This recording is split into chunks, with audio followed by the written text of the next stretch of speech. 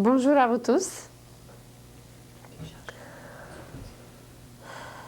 Nous continuons à nous connaître, à pénétrer de plus en plus comment nous sommes composés, de quoi nous sommes faits, et comme nous avons parlé la semaine dernière, que tout est lumière, que Dieu est lumière, et que l'homme lui-même va découvrir qu'il n'est que lumière, et qu'il existe déjà des appareils pour photographier l'aura, et que l'homme découvre et que la science va prouver que l'homme n'est que la lumière. Et à travers ce travail, il découvrira que nous subissons et que nous sommes soumis aux lois universelles qui sont d'une exactitude, qui sont d'une harmonie et qui sont d'une mélodie extraordinaire, infinie et éternelle. Et si nous ne sommes pas synchronisés, harmonisés avec cette mélodie universelle, plutôt symphonie universelle, c'est là que nous sommes mal. Et tout notre mal ne provient que de cette désharmonisation, que de ce désaccord avec les lois universelles qui ont une résonance à travers l'univers entier. Imaginez notre esprit comme un virtuose, comme un musicien le plus extraordinaire, et nos corps, ou notre corps en général, l'homme terrestre, comme un instrument de musique. Et vous pouvez avoir un virtuose qui est le plus grand génie au monde.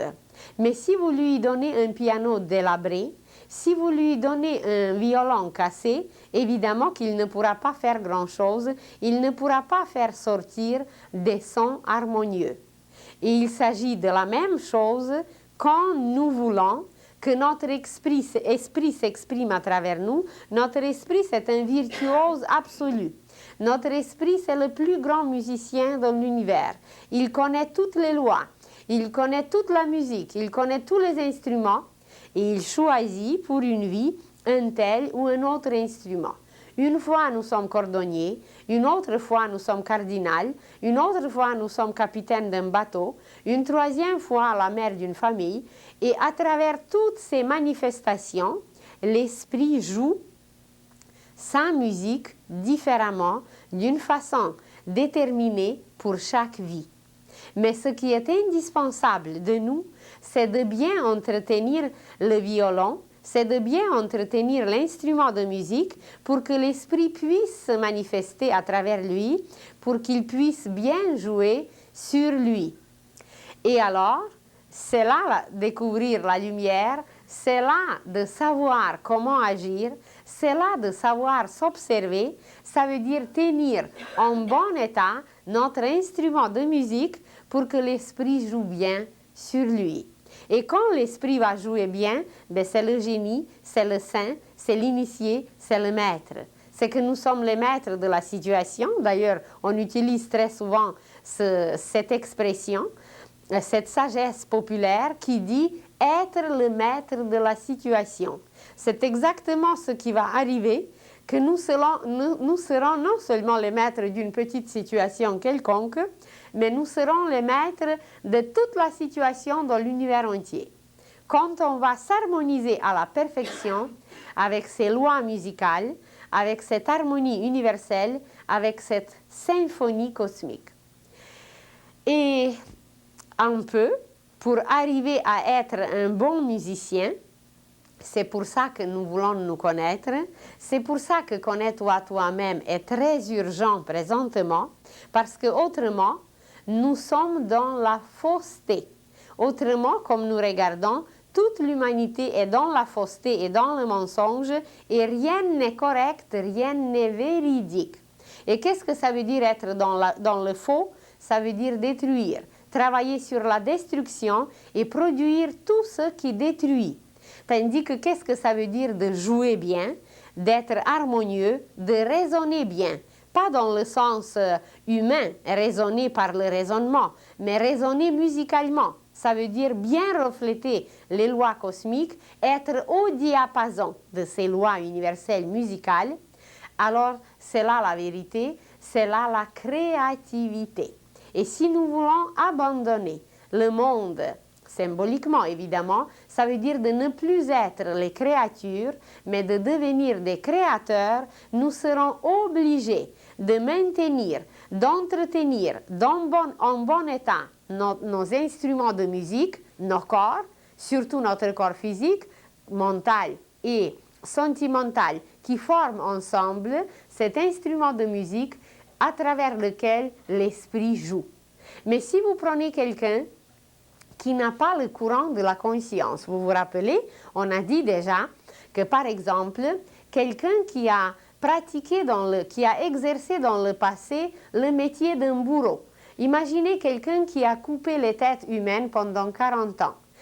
Imaginez comment ça a dû brusquer, comment ça a dû déranger son courant de la conscience qui est dans le cerveau, qui est enraciné dans le cerveau. C'est que dans une prochaine incarnation ou dans quelques incarnations, cet être ne pourra pas avoir le courant de la conscience correct. Et aujourd'hui, nous appelons ce dérangement dans le courant de la conscience une maladie mentale.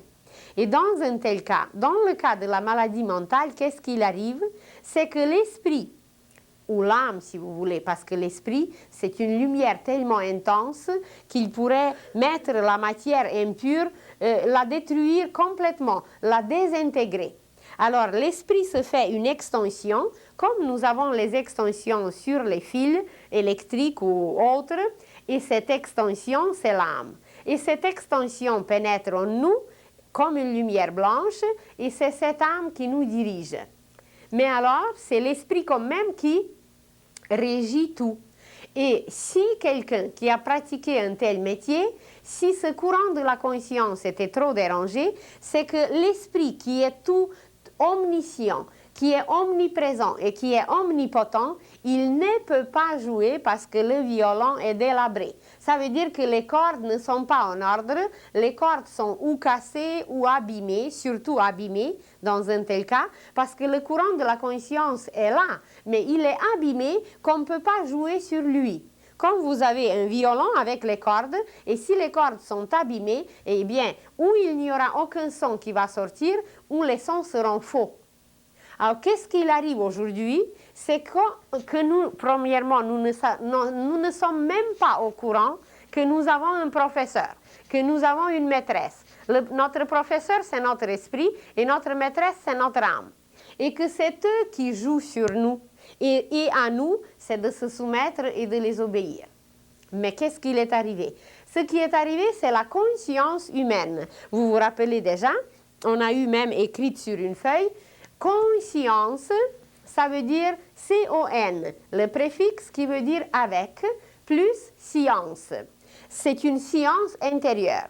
Avoir conscience de quelque chose, c'est se rendre compte. Alors, il y a des choses que nous nous rendons compte que c'est là, mais ce sont les choses seulement extérieures. Parce que notre conscience, à partir de l'époque lémurienne, elle est descendue de plus en plus dans la matière, elle s'est extériorisée de la maison paternelle, ça veut dire du monde spirituel.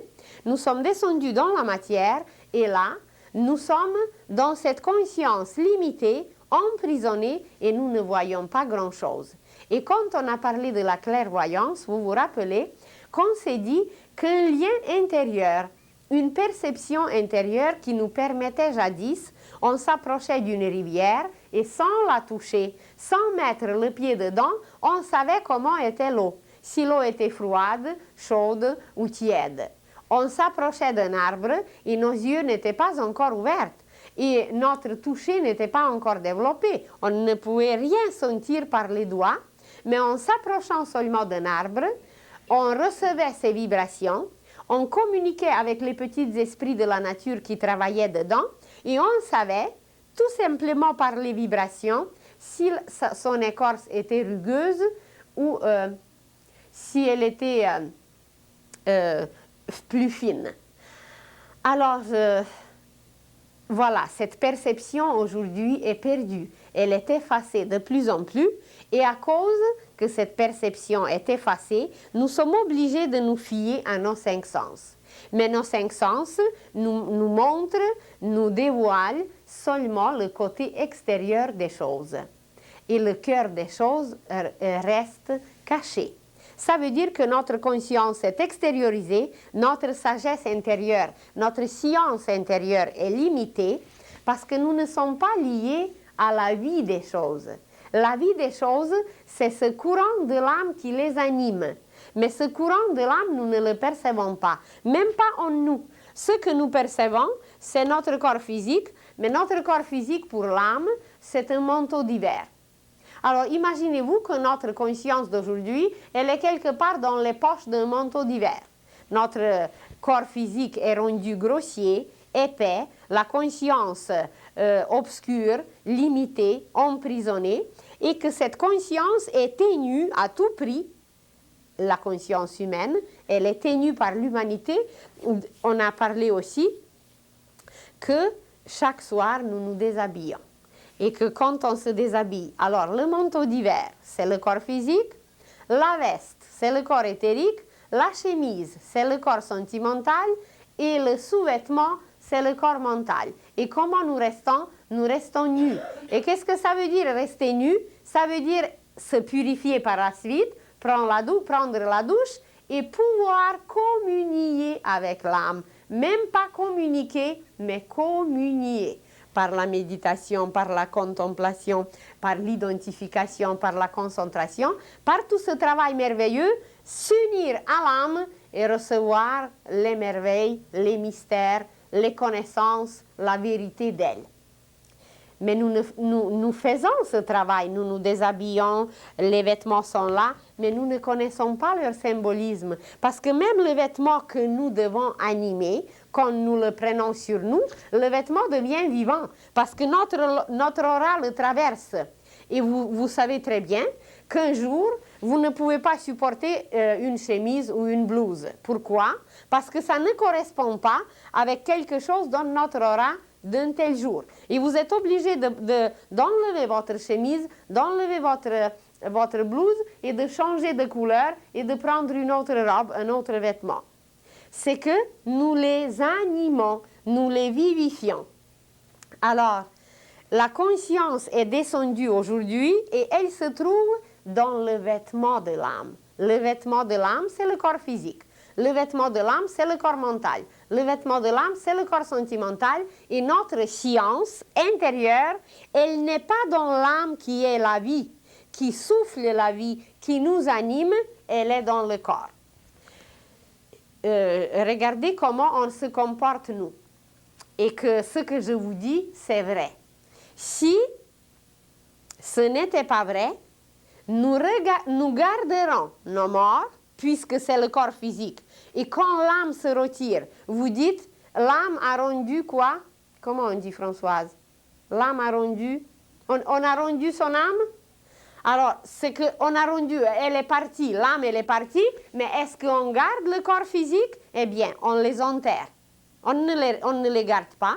Ça veut dire que la vie qui animait ce corps, quand la vie se retire, eh bien, le corps, on n'a plus besoin. Exactement, quand l'hiver se retire, le froid se retire, mais vous n'avez plus besoin de votre manteau d'hiver et vous l'arrangez ou vous le jetez s'il est vieux. Mais c'est exactement la même chose que l'âme fait.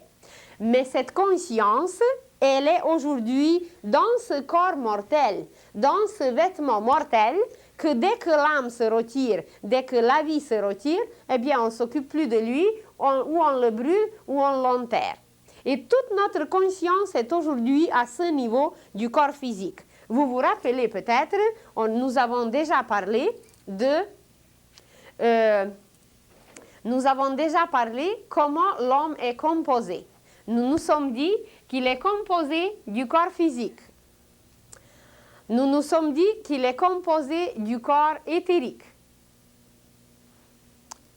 du corps astral, tout ce que vous voyez en bleu, en bas jusqu'au plan causal. Alors physique, éthérique, astral, mental, c'est ça l'homme terrestre. C'est ça les vêtements de l'âme, c'est l'homme terrestre. Voilà, le manteau, la veste, la chemise, le sous-vêtement. Ou autrement, on a dit, si vous vous rappelez, quand l'âme plonge, l'âme, elle se retire ici au niveau causal. Et quand l'âme plonge dans l'océan de la matière, elle prend les costumes de bain. On a dit que le premier costume de bain, c'était le maillot de bain. Tout simple, bikini, monokini ou tout ce qu'on utilise aujourd'hui. On va jusqu'à nokini. Après, le corps astral, c'était le costume avec des palmes. Là, on peut plonger plus loin dans le monde astral. Et les deux corps d'en bas, c'est toujours physique. Ça, c'est le scaphandre. Le scaphandre épais qui est mal commode, où l'âme ne peut pas bien bouger. Alors, notre conscience, aujourd'hui, elle est dans le scaphandre. Mais si le scaphandrier se retire, eh bien, on n'utilise plus le scaphandre, on le jette. Alors, la conscience, elle est descendue tellement bas, elle vibre tellement au ralenti, eh bien, qu'elle est comme, symboliquement, comme si elle était dans les poches d'un vieux manteau ou comme si elle était dans les tubes ou dans le corps d'un scaphandre.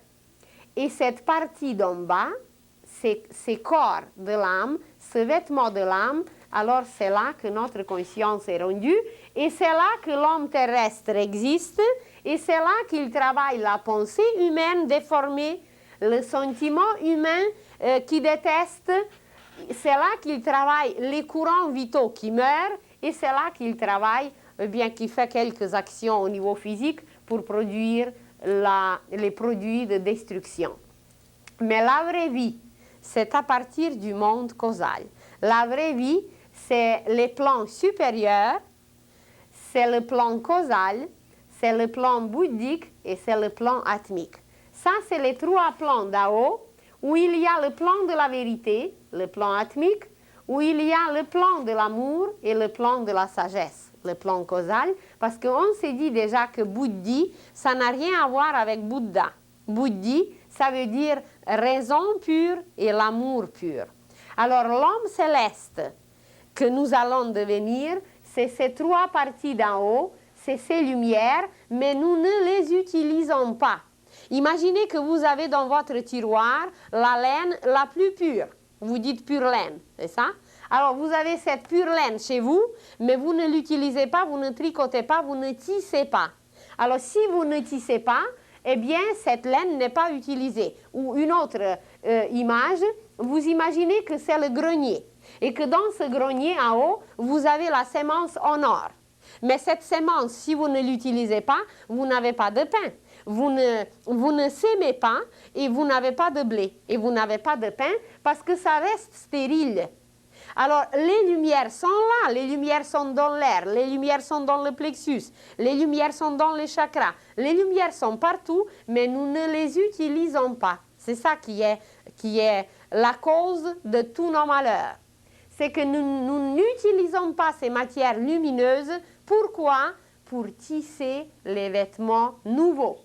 Quand nous allons commencer à tisser les vêtements nouveaux, eh bien, on aura des lumières, on aura des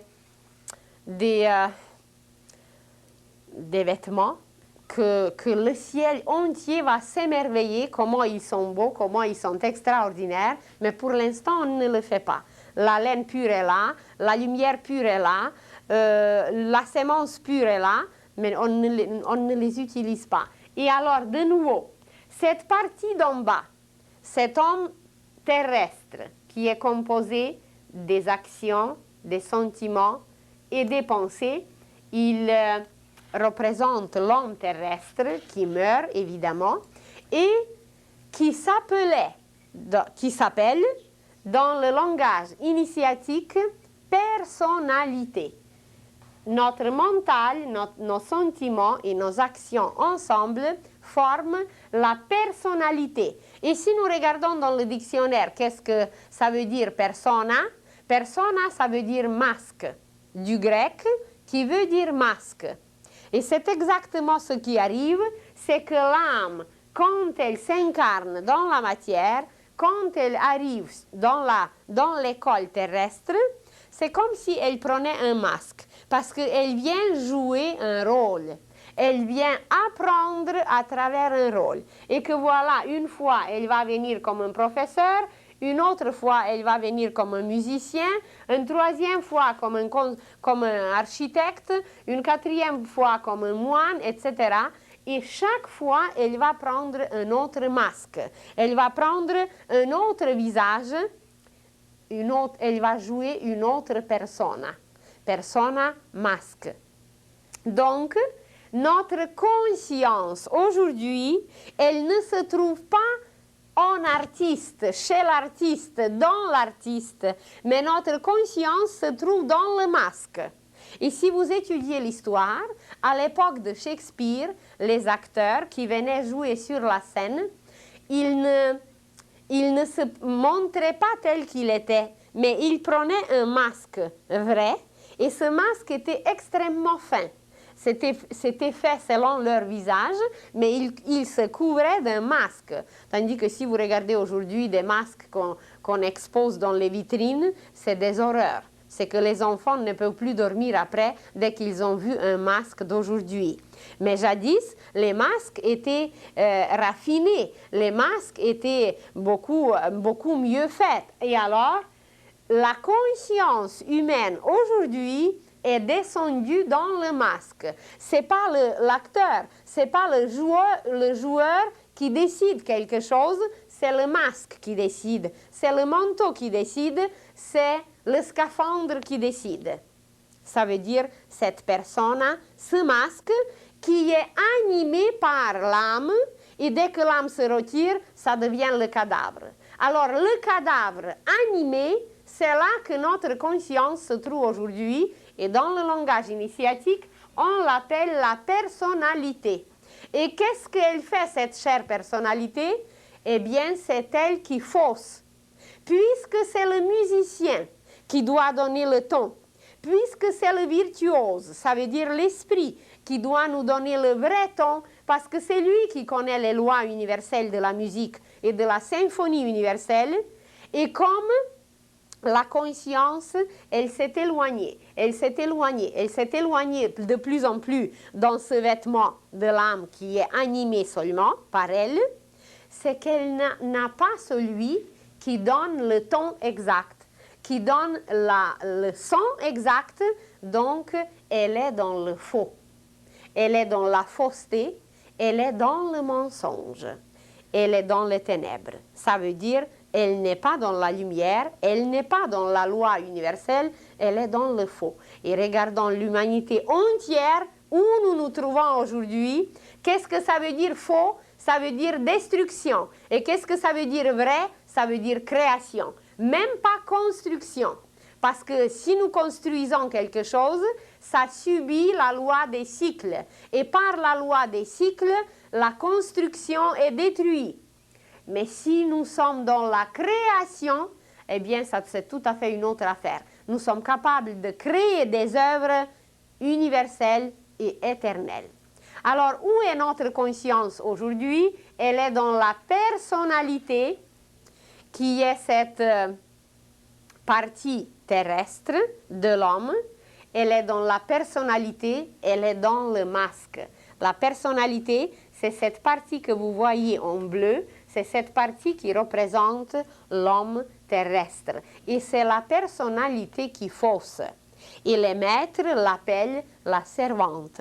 Et vous prenez n'importe quelle histoire pour les enfants, et vous prenez n'importe quel mythe, et vous prenez n'importe quel conte, vous allez partout trouver une servante et une princesse. Et c'est exactement la même chose en nous, cette personnalité qui fausse, cette personnalité qui ne peut pas avoir sa tonalité juste parce que ce n'est pas elle la vie, c'est l'âme qui est la princesse. Et c'est l'âme qui représente la princesse, la maîtresse, la directrice, qui donne le ton juste. Mais nous ne savons pas l'écouter, nous ne sommes même pas au courant qu'elle nous habite, qu'elle est dans la maison. Et on nous a dit, ne savez-vous pas que vous êtes le temple de Dieu et que l'Esprit de Dieu vous habite? Elle est l'ambassadrice de cet esprit. Elle est la représentante de cet esprit en nous. C'est comme si lui-même nous habitait. Mais l'esprit, il se promène à travers l'espace parce que c'est l'homme qui représente symboliquement l'esprit et la femme, symboliquement, représente l'âme. Alors, la femme, elle est à la maison. elle s'occupe de la maison, elle s'occupe du ménage, elle s'occupe d'élever les enfants parce qu'elle est l'âme de la maison. L'âme, femme, flamme, etc. Tandis que l'homme qui représente l'esprit, eh bien, il parcourt l'univers, il doit gagner la vie, il doit apporter la lumière, etc. L'argent, l'or, c'est la lumière, symboliquement. Alors, qui nous régit? Qui nous donne la tonalité juste? Qui nous permet de vivre dans la vérité? Eh bien, c'est cette maîtresse, c'est cette princesse qui est en nous et qui est éduquée. Bien, c'est une éducation royale, c'est une éducation divine et elle est tellement délicate et elle est tellement bien élevée et elle est tellement fine qu'elle ne nous brusque jamais. C'est pour ça qu'elle nous laisse libres. Et elle se dit, eh bien, vas-y ma chère servante, tu vas te cogner le nez, tu vas te tromper dans la boue et tu vas apprendre un jour qu'il faut m'obéir. Elle nous laisse toujours libres parce qu'elle agit d'après cette loi divine qui est la magie blanche et qu'elle est blanche, cette princesse. Elle est d'ailleurs la Blanche-Neige et toutes les petites princesses et tous les petits personnages des contes, c'est toujours l'âme. C'est toujours cette belle princesse qui est immortelle. Même si la méchante fée prononce une malédiction, on ne peut pas la rendre morte, on ne peut pas la mortifier parce qu'elle est éternelle, elle est l'âme, elle est l'âme. Et on a parlé déjà de la Belle au bois dormant, qu'elle dort en nous. Elle dort en nous parce qu'elle ne peut pas s'exprimer encore aujourd'hui. Et tous ces personnages merveilleux, eh bien, c'est très initiatique et ça va nous découvrir l'univers, ça va nous découvrir comment nous sommes constitués, bâtis, qui agit en nous, mais on ne sait pas lire. Qu'est-ce que vous voulez? Les contes sont là, les mythes sont là, les écritures saintes sont là et on n'a jamais rien compris. Alors, heureusement que nos enfants apprendront dans les écoles futures, les écoles qui se préparent d'ailleurs déjà, ils apprendront toutes ces merveilles et ce seront les enfants de la lumière, les fils de la vérité. Tandis que nous, bien, on est encore plongés au complet dans les mensonges. Parce que cette personnalité qui régit le monde aujourd'hui, cette servante qui est en nous, ces matières, elles sont nécessaires, évidemment. Elles sont très utiles. Comme une servante dans une maison, elle est très utile. Mais qu'est-ce qu'elle doit faire? C'est obéir à la princesse, à la maîtresse. Parce que si elle désobéit, mais tout est défait. Tout est faux, tout est mal joué. Ça veut dire désharmonieux, ça veut dire désaccordé. Et pourquoi l'humanité entière est désaccordée? Eh bien parce qu'elle s'est coupée. Elle ne veut pas admettre que cette princesse est dedans, qu'on est habité par l'âme. Vous avez même des mouvements spirituels, soi-disant spirituels, qui vont vous raconter des bêtises et des histoires que l'âme n'existe pas. Eh bien, quand leur âme va se retirer d'eux, eh bien, qu'ils animent leur cadavre et qu'ils vivent à travers leur cadavre si l'âme n'existe pas. Alors, arriver jusqu'à une bêtise pareille, à un aveuglement pareil, c'est que vraiment, cette conscience, cette science intérieure est descendue tellement bas et elle est tellement au ralenti que voilà, il n'y a plus rien à faire, on ne voit absolument rien et on vit dans le mensonge et c'est ça cette fausseté. Et qu'est-ce que fait chaque action? Imaginez que quand même pendant nos journées, pendant nos nuits même, nous accomplissons sans cesse quelque chose et chacun de nos gestes qui n'est pas véridique, qui est faux, ça veut dire qu'il n'est pas régi par l'âme, mais qui est régi par cette personnalité. Qu'est-ce qu'il arrive? C'est que l'univers, ce n'est que des ondes de lumière. L'univers, c'est un tissu de lumière. Mais imaginez comment un tissu est fait. Un tissu a la trame, un tissu a les fils dans une direction, et ensuite un tissu a les fils dans une autre direction, c'est la chaîne. Et si nous, un être humain, nous sommes quelque part dans ce tissu et nous touchons, nous représentons un fil. Mais ce fil, il va d'un bout de l'univers à l'autre. Si nous touchons ce fil et par chacun de nos gestes, nous émettons des vibrations, nous émettons des ondes et des ondes multicolores et des ondes multisonores. Et ces ondes se propagent à travers ce fil. Mais nous touchons alors ce fil, un seul fil qui est sonore, et quand on l'a touché, c'est que quand notre geste a été harmonieux, cette harmonie, ce son, puisque c'est un fil sonore, c'est une corde musicale, eh bien ce son s'en va à travers l'univers entier, et comme lui seul, il touche tous les autres fils à travers la chaîne, eh bien, si nous étions inharmonieux, c'est que l'univers entier, l'harmonie dans l'univers entier était dérangée. Vous vous rendez compte quelle importance on a? Et à quel point tout ce que nous faisons influence l'univers. Et la science va découvrir que les taches noires sur le soleil, c'est notre inharmonie, c'est notre obscurité, c'est notre paresse. C'est tout ce qu'on ne veut pas faire pour éliminer l'obscurité, pour éliminer la cacophonie. Alors, si nous obéissons à notre âme, si nous savons écouter ce que la sagesse populaire dit, la voix intérieure, la voix de l'âme, nous on l'a dit, l'intuition, c'est toujours la même chose, cette voix divine dedans. Si nous ne savons pas l'écouter, c'est que nos gestes seront inharmonieux, nos actions seront destructives, nos pensées seront négatives et nos sentiments seront remplis de haine. Et qu'est-ce qu'il arrive? On dérange sans cesse l'harmonie dans l'univers entier. Jésus a dit, si je suis venu juste pour une âme, pour l'amener vers la lumière, ma venue est justifiée. Vous vous rendez compte? De venir, de fonder une religion, d'apporter des écritures saintes, de proclamer toutes ces lois véridiques qu'il a proclamées, juste pour une âme, sa venue est justifiée. Mais combien d'âmes se sont tournées vers cette lumière, vers ces lois harmonieuses d'amour qu'il nous a apportées? Bien, on peut se demander, évidemment, c'est le ciel qui sait, c'est le ciel qui peut compter combien de fils de vérité existent sur la terre. Mais la majorité, c'est les fils du mensonge. Et je vous ai déjà dit qu'à l'époque atlantéenne, à un certain moment,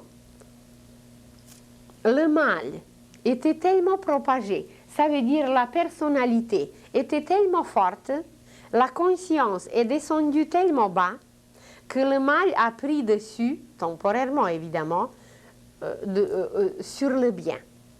Et que ces fils du mal, qui ont transgressé toutes les lois jadis, on leur permet aujourd'hui de revenir. On leur permet aujourd'hui de corriger leurs fautes. On leur permet de réparer tout ce qu'ils ont dérangé. Mais nous les voyons de nouveau comme des criminels, comme des voleurs et comme les plus grands destructeurs de l'humanité.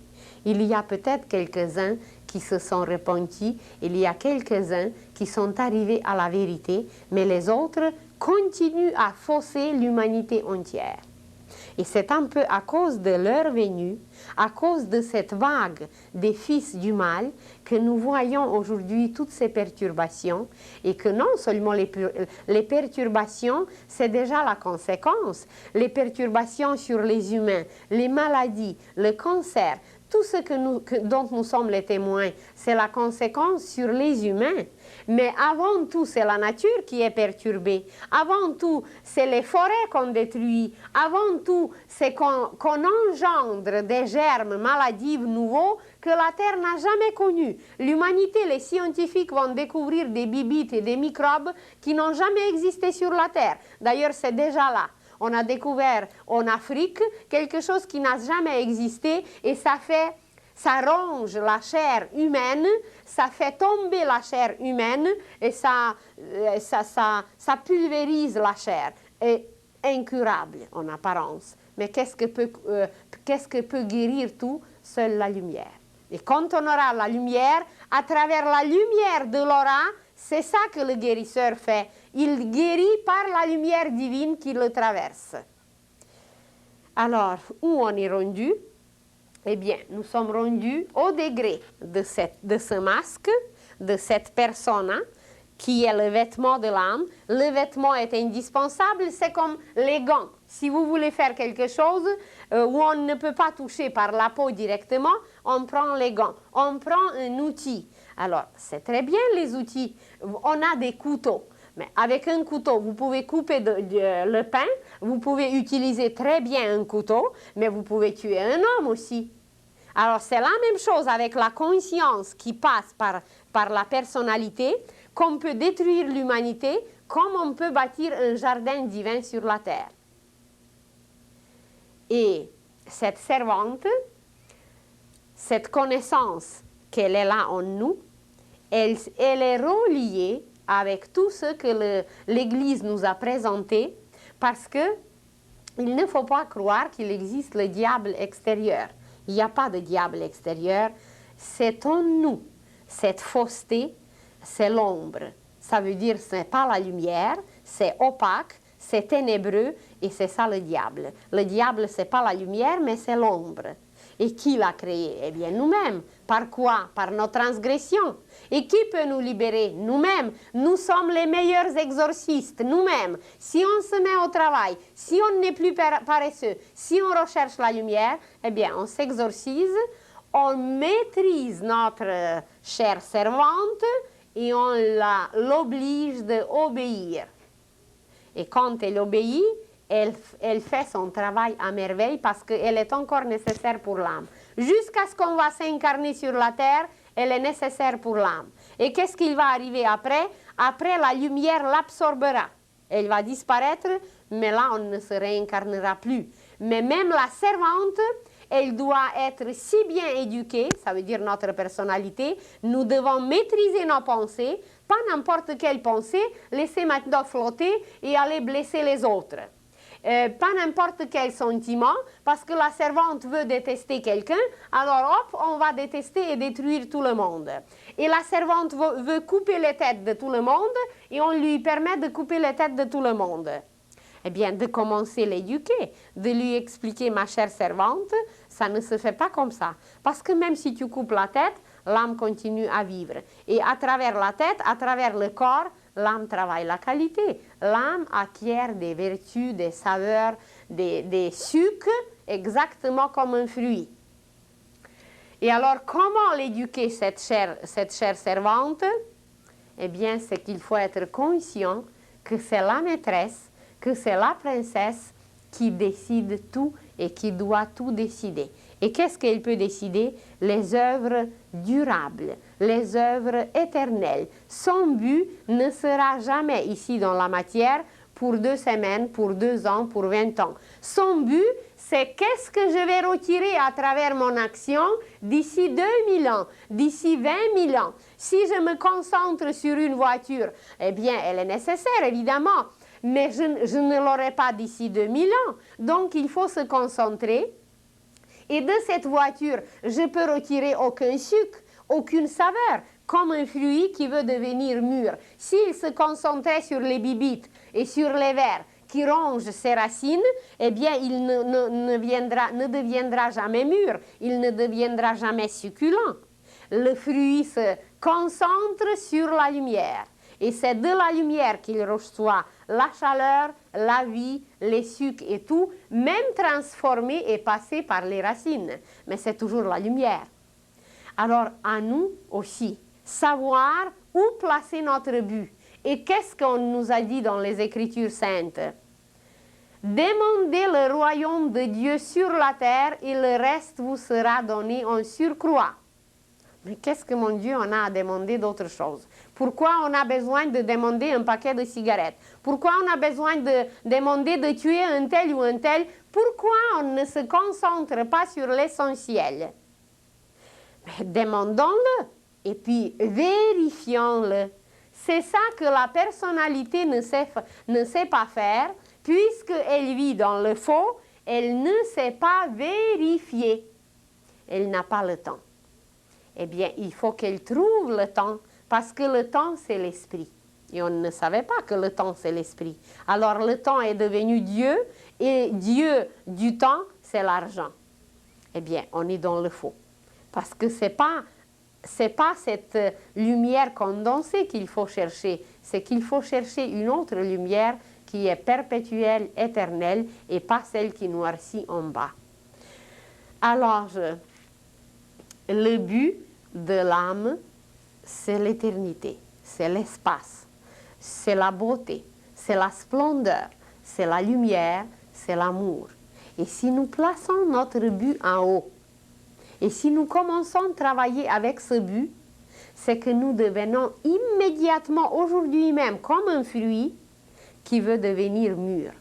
Et chaque instant, c'est pas que le fruit va sauter maintenant 2 semaines, il va dire je vais faire la grève et je vais continuer à mûrir au mois d'août. Non. Chaque instant, il y a les rayons solaires, il y a les influences lunaires, il y a les influences planétaires qui le remplissent des sucres, qui le remplissent des qualités. Et je ne me rappelle plus si on en a parlé, que chaque planète exprime même une qualité de fruit. Par exemple, tout ce qui est acide, c'est Mercure. Tout ce qui est salé, c'est Soleil. Tout ce qui est sucré, c'est la Vénus. Tout ce qui est amer, c'est Saturne. Alors, qu'est-ce que vous voulez de plus? Au moins d'être ce figuier qui veut donner ses figues sans cesse.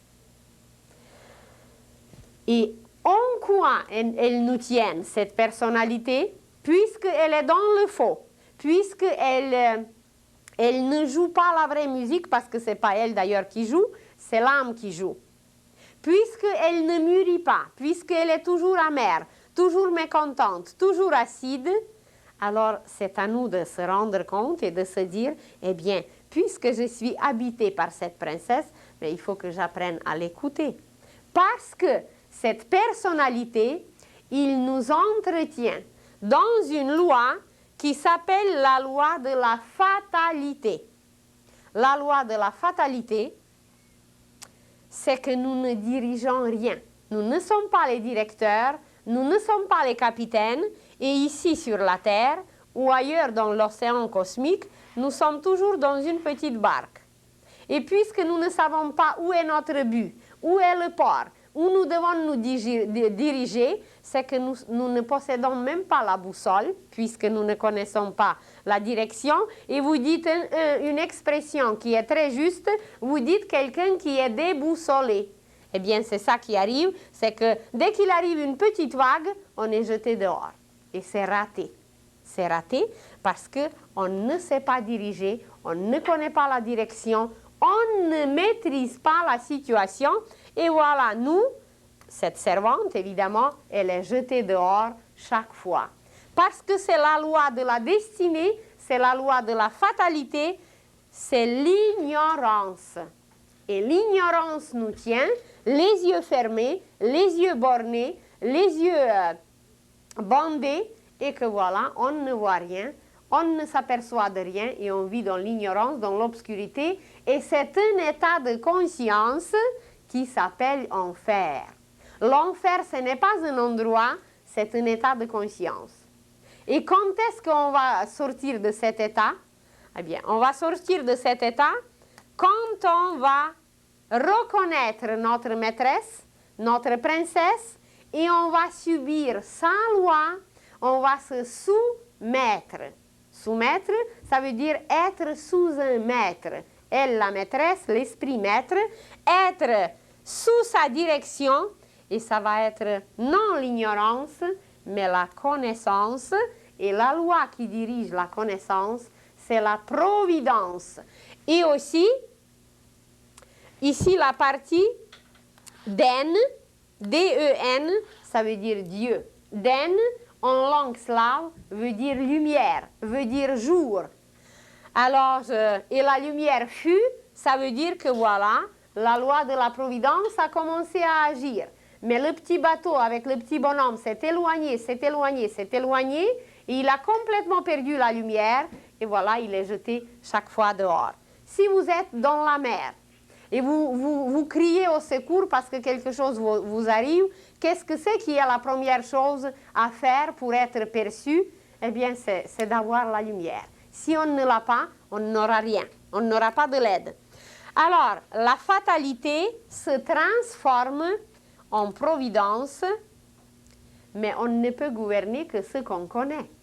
Si vous ne connaissez pas la structure de bateau, comment le moteur marche, quelle est la direction, où est le port, la géographie et tout cela, mais est-ce qu'on peut arriver quelque part? Nulle part.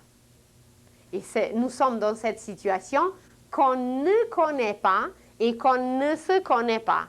Et qu'est-ce que c'est la connaissance? C'est de nouveau CON qui veut dire avec plus naissance. Ça veut dire que nous sommes en train de naître sans cesse. Et qu'est-ce que c'est une naissance perpétuelle? Ben, c'est une résurrection à l'infini, c'est une vie perpétuelle, c'est une vie éternelle. Et s'il y a déjà des êtres humains que nous appelons aujourd'hui initiés et maîtres, qui sont arrivés à immortalité, mais pourquoi pas nous? Pourquoi nous rester constamment dans cette ignorance et de se laisser jeter dehors sans cesse au lieu de se décider aujourd'hui même, je place mon but en haut, j'écoute les Écritures puisqu'elles étaient écrites par les hommes comme même de connaissance, par les hommes peut-être qui ont passé par cette naissance, parce que faire naître Christ en nous, eh bien, c'est une naissance aussi. Et pourquoi on nous a prédit la deuxième venue du Christ? Croyez-vous qu'il va naître encore dans une crèche? Mais peut-être notre cœur, c'est une crèche. Peut-être la crèche symbolise seulement notre cœur.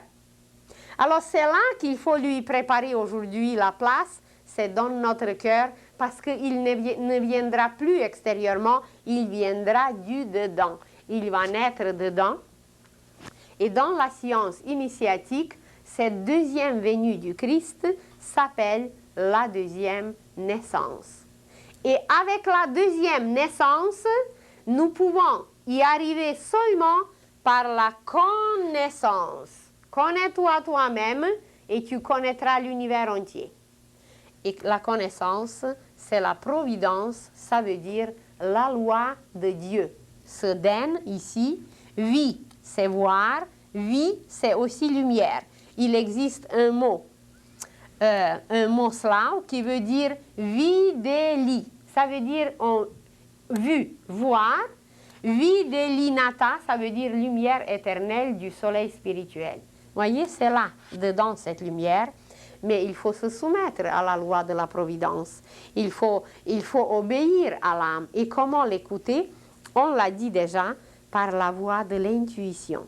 Et quand nous avons parlé de la mort, vous vous rappelez, on s'est dit que 48 heures après la mort sont extrêmement importantes parce que c'est là que l'âme regarde les images de la vie passée. Elle prend la petite bobine qui est dans le cœur et elle la déroule dans le sens inverse pour regarder et pour classer, surtout classer. Elle va se dire, ça a été bien fait, ça a été mal fait, ça c'est à corriger et ça ne jamais plus répéter. Et par ce classement, elle tisse le fil qui s'appelle le fil de l'intuition. Et c'est par ce fil de l'intuition qui est dans le plexus que pendant la vie future, elle nous transmettra les messages exactement comme nous téléphonons, exactement comme par le fil téléphonique. On transmet les messages, l'âme nous téléphone et on s'approche des drogues et elle va nous dire « Mon cher, ne touche pas à ça parce que tu vas te détruire. » On s'approche de la boisson, elle va dire « Mon cher, tu as déjà goûté, tu étais déjà ivrogne, ne touche plus parce que ta santé va dégringoler et que voilà, je ne peux plus jouer à travers toi. Tu ne pourras plus connaître des merveilles. » Et celui qui sait écouter, je vous assure, j'ai connu dans ma vie des êtres comme ça, il n'a jamais touché. Il dit, je n'avais qu'à regarder comment sont les ivrognes, comment sont les drogués, comment sont les malades, et puis je n'ai jamais touché cela. Et ceux qui voient qu'avec une arme on peut tuer, eh bien, ils ne vont jamais toucher une arme. C'est parce qu'ils écoutent cette voix intérieure, la voix de l'âme, la voix de l'intuition, qui nous donne un ton juste. Et c'est là qu'elle nous garde dans l'harmonie. Et vous allez dire, oui, j'essaye, mais je ne sais pas distinguer, est-ce que je suis dans le vrai ou non. Alors, quels sont les premiers signes qui vont nous dire qu'on est correct, qu'on écoute l'âme? La première manifestation de l'âme, sa première passion, la plus grande, c'est la joie. Vous allez sentir dans vos cellules une joie que même si le monde entier vous dit que vous vous trompez, vous allez dire, c'est pas possible parce que je la vis. Ça veut dire que vous allez vibrer. Vous allez tellement vibrer que vous allez les contaminer, les autres. Vous allez déverser votre chaleur, votre lumière. Votre aura va les embrasser et ils vont être bien. Ils vont vous rechercher parce qu'ils vont sentir votre musicalité. C'est que vous jouez juste. C'est que vous sentez juste. C'est que vous pensez juste. Et que voilà, la pensée devient musicale. Les sentiments deviennent colorés, mais d'une couleur, des couleurs qui chauffent tout le monde. Et les actions deviennent créatrices. Alors, quelle est la première preuve que personne au monde ne pourra vous l'enlever? C'est la joie. La joie qui va vibrer dans vos cellules et que vous ressentez, par exemple, vous avez faim. Et que tous vos amis qui vous ont vu manger il y a quelques heures vont vous dire, mais c'est pas possible d'avoir faim tout de suite comme ça. Mais personne au monde ne pourra vous convaincre que c'est le contraire parce que vous la sentez ou vous avez soif. Mais c'est la même chose, seulement ça, c'est les sentiments encore plus physiologiques. Mais pour la vraie joie de l'âme, eh bien, c'est cette joie. Et vous pouvez parler avec des mystiques, vous pouvez parler avec des êtres, avec des saints, si vous les trouvez, évidemment. Si vous le désirez, vous allez les trouver. Et ils vont vous parler des extases. Ils vont vous parler des états qu'on ne peut pas exprimer. Ils vont vous parler d'une joie ininterrompue qui ne s'exprime pas, mais elle est visible. Vous êtes bien auprès d'un tel être, même s'il ne vous dit pas un mot. Même s'il a les yeux fermés, vous vous sentez bien. Vous êtes chauffé. Pourquoi la foule venait écouter Jésus? Pourquoi il le recherchait? Vous croyez que tout le monde le comprenait? Même ici, maintenant, 2000 ans après, on ne le comprend pas. Parce qu'il sentait son amour. Il sentait sa joie. Il était bien dans son aura. C'est son aura qu'il recherchait. Ce n'est pas la parole, parce que sa parole, même jusqu'à aujourd'hui, eh bien, on n'a pas compris grand-chose. Qu'est-ce qu'il recherche, ces êtres qui meurent, qui sont les lépreux chez Mère Teresa? Elle n'est pas grande, elle est toute menue, toute petite. Mais son aura, si vous la voyez comment elle est, eh bien, c'est cette aura. Elle va les vivifier un peu plus longtemps et ils vont comprendre un peu plus longtemps certaines choses. Et puis voilà, elle va les harmoniser et ils vont rendre l'âme et ils vont être bien. Parce qu'elle sème cette harmonie. Elle leur permet de trouver peut-être cette maîtresse intérieure. Mais voilà, toutes les merveilles du monde sont devant nous, mais on ne s'arrête pas. Et quand vous vivrez cette joie, je vous dis que vous allez découvrir l'univers sans cesse. Regardez comment un enfant s'émerveille parce qu'il voit une petite fourmi. Il a trouvé un petit escargot qu'on le voit à peine et il est émerveillé et toute sa journée devient extraordinaire parce qu'il a trouvé une petite, comment s'appelle cette petite bibite rouge avec des points? Une coccinelle, mais c'est une petite merveille. Et un petit escargot, c'est une autre merveille. Et il va s'émerveiller sans cesse. Mais nous, on a beaucoup plus à voir. On est beaucoup plus adulte qu'un enfant. Et c'est cet enthousiasme, cet enthousiasme qui provient de l'âme, parce que les enfants, jusqu'à l'âge de 7 ans, eh bien, ce sont des clairvoyants. Ce sont des petits sages qui écoutent encore l'âme. Mais dès que le mental commence à frapper, à taper plus tard, eh bien, on n'entend plus l'âme. C'est cet émerveillement et c'est cette joie qui va vous donner la première preuve que vous êtes dans le juste et dans le vrai et que vous écoutez le ton que l'âme nous donne. Et cet émerveillement, mais je vous dis, vous allez le vivre partout. Peut-être, je ne sais pas si on va continuer l'année prochaine, Mais il y a le visage de l'homme à découvrir. C'est d'une science infinie. Vous avez l'œil, c'est l'univers. Vous avez le nez, c'est un autre univers. Vous avez le menton. Vous avez la forme de l'oreille. Mais c'est des merveilles et des merveilles à découvrir. Vous rencontrez quelqu'un dans la rue qui a le nez large. Le nez large, ça symbolise l'amour. Et le nez long, ça symbolise l'intellect. Alors, vous avez immédiatement l'indication pour la journée, sur quoi travailler, et vous vous amusez parce que c'est plaisant. C'est un travail spirituel, mais c'est un travail, c'est une joie tout simplement. C'est même pas les plaisirs, c'est une joie. Et vous sortez dans la rue et vous voyez des inscriptions. Mais vous ne vous arrêtez pas. Qu'est-ce que disent ces inscriptions? Vous voyez Monsieur la bonté. Mais voilà le mantra pour la journée. Et vous voyez un autre jour Monsieur raté. Mais faites attention parce que ce qui va arriver pendant la journée, c'est que votre volonté n'est pas au point et ça peut devenir une journée ratée. Et c'était inscrit devant vous et puis personne ne s'aperçoit. Et c'est plein de signes et de messages, mais sans cesse, et de cadeaux, mais de cadeaux innombrables. Et puis on n'est rien, on est ennuyé et on veut tuer le temps. Alors, voilà, c'est d'écouter notre maîtresse, d'écouter notre princesse qui nous donne toujours un ton juste. Et dès que vous sentez quelque chose, un tout petit dérangement dans le plexus ou quelque part que vous êtes mal dans votre peau, dites-vous, attention, c'est que ma servante agit et je ne dois pas lui obéir, je dois écouter ma princesse, ma maîtresse.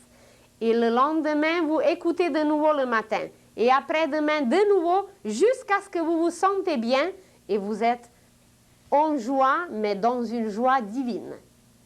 Alors, c'est qu'on a appris à écouter notre âme et on a lui permis de jouer sur nos instruments justes.